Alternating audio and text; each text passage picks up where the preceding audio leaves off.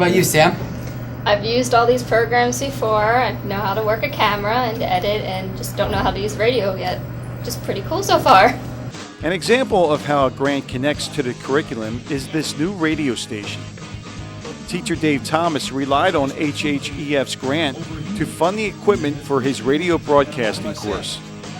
The equipment that's here is the exact same setup that you would see at a radio station. So now you have 4 microphones. So you can have DJs, but the DJs can talk to guests. You can have a talk show format. You can have all the things that you would do at a radio station. So now students can operate a radio station. They can have these talk shows. And the coolest part about it is that we also got an automation software. The automation software allows them to, they'll record their show. They record these songs, they make their playlists, and then they save it all as a file, and then the computer runs it. So it's automated. So at 8 o'clock, the show about movie reviews will come on. But at 8:30, the sports talk show comes on. So you can now schedule it in. So there are also students who just want to be producers. They want to organize things. Well, now they can do it all, literally do it all, from record it, to host it, to programming it, and all within Hatboro Horsham High School, their time here. From the technical wonders of a radio station to the engineering marvels of a moving robot, the H Foundation supports the high school robotics team. The Hatboro Horsham robotics team used their grant to build this robot seen here at a competition. The robot this year is designed to pick up inner tubes and hang them on a rack. So we have our claw mechanism, which was one of the big struggles we had, was deciding on a claw design, on a grabber design. That was kind of a nightmare, and eventually the people putting it together just came up with something, and we just went with it because we didn't have any other ideas. The design of the parts, so you have materials science going into choosing what you're going to use. There's a lot of electrical engineering, so you have to wire things, you have to wire around things, so you have to make sure you're organized correctly. I'm on the software team, and there's a lot of software engineering, programming goes into it. The logic, without the code, the robot just sits there and doesn't do anything. Making the robot work in a competition takes more than knowing the science behind it. Teamwork is essential in competition, especially for a complex project like this. I think this helps you learn how to work together as a team, because there are so many unique problems that you have to solve here to do well in the challenge. Building this robot in 6 weeks is such a big task that you just have to split it into little pieces and give it to individual teams, and you have to depend on other people to do their part correctly, and everyone has to do what they're assigned, or else the robot's not going to come out right.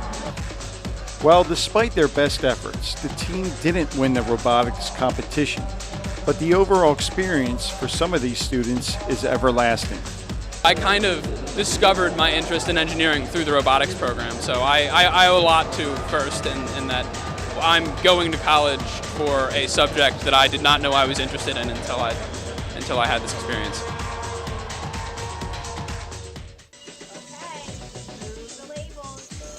Instruments, animals, clocks, fruit. Go ahead, you can do one. Also receiving grants this year were the autistic children of Simmons Elementary, who received this smart table. Today, these children were learning how to identify objects and then move them to the correct spot on the smart board. Treats, clothes, money. You may move. I'll get money. As you can see, the kids enjoyed learning about money, but they also used the smart table to learn about people, places, and things. Good one. Good job. Hey, Blake, what do you like about the game? It's fun. The smart table proved to be fun, but it also passed as an effective tool for learning.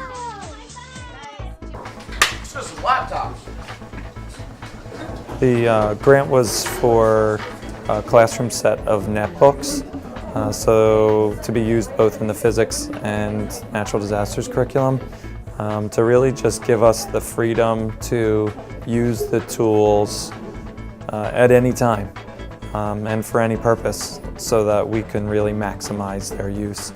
Today they're using the netbooks to do research, and both research and presentation to teach their parents about lightning. It says here that lightning flashes are hotter than the surface of the sun. Correct. If that's true, then how can anyone survive a lightning strike? Because you're thinking heat, it's talking about temperature. Heat is the total, is a form of energy based on the temperature, the mass of the material, and its specific heat, which is how much heat it can absorb or hold. If we're moving through a unit and I see an opportunity for a lesson, I don't have to schedule 2 weeks in advance to get some computers or some computer time.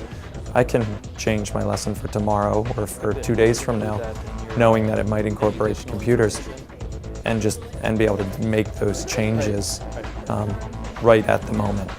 So. .gc.ca, but CA is Canada, so that might be their government. So I think it's good. I think it's good. Okay. Yeah. Sounds good. Yeah, that's good. There is no way I would have the tools that I have without the Ed Foundation. It's just not possible. The school has a great deal of technology, but it definitely is spread throughout the departments, and it minimizes the effectiveness of the tool if it's not able to be used every day, or at least not available every day. The availability really gives us the opportunity to do anything and everything that the tool can do. If we only had it once a week, we wouldn't know how to use it very well. From science labs to art exhibits, the Ed Foundation lends a helping hand to a variety of programs that support our academic curriculums. One such art program is at Blair Mill Elementary School. I believe the third traveling art exhibit that I've had, grant that I've had through HHEF. It enables me not only to rent the exhibits, but purchase DVDs and extra prints and other materials to help educate the students on the artists that we're discussing. This one has been particularly beneficial because Wyland deals with the oceans. He's a green artist. He has always been involved in the environment. Every grade creates artwork based on the artist's artwork. The exhibits show up. This particular exhibit we've had for 3 weeks. So when they see it larger than life, it's more interesting for them, inspires them more. It's more exciting than just looking at a print for a couple days and creating artwork from it. The students at Blair Mill certainly were inspired to create something that tied in with the environmental theme of the artist. Programs like this exhibit and all other programs in this video are examples of the resources needed to give our students options that fit their interest. We provide programs and provide grants to teachers and principals so that they can provide learning opportunities for the students that would enhance the curriculum in some way. The Ed Foundation reaches out to our community, seeks different types of fundraising, and then use those funds to add to our program. The Hatboro Horsham Education Foundation continues to play a major role in supporting the development of Hatboro Horsham School District students. The Ed Foundation just awarded the school district over $100,000 of grants in 2011-2012. HHEF will continue its commitment to fund programs in public school education to benefit the community and its students.